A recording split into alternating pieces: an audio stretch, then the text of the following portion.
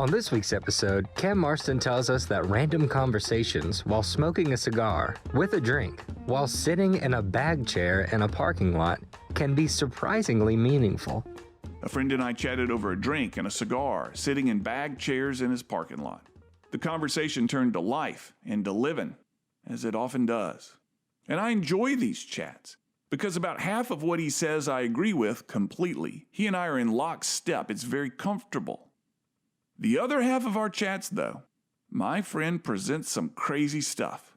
He has some theories and theologies that are very different from mine. And I sit in my chair with my mouth open, wondering where he came up with this stuff. The one thing he said in the parking lot that's really stuck with me is this: when death finds me, it'll find me living. He said he's going to put it on a t-shirt. It's going to be one of a number of a line of t-shirts with other expressions that aren't suitable to repeat on radio, and that made me nearly spit my drink out, and then my mother would slap my face if I showed up wearing a t-shirt with those expressions on it.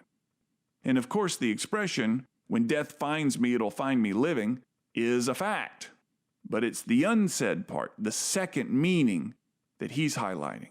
And as the kids say these days, it landed, meaning it had an impact on me. Then this past weekend, my wife and I watched a Pixar movie called Soul. And there it was again, the same message. When death found the main character, it found him newly alive. And because of that, he was given a second chance. Now, I'm greatly oversimplifying the plot, and some may say the movie was about much more than that, and even that I misunderstood the plot.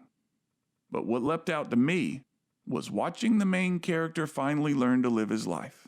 He began savoring everything. And then again Monday, in a class I'm taking, the same message. This time it was said in two simple words: wake up.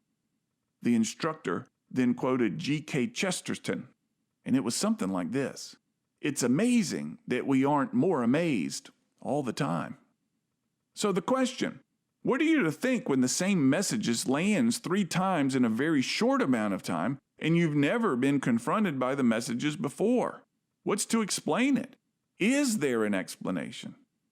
Well, I'm guessing the logical person would say it's random and possibly discount all of it.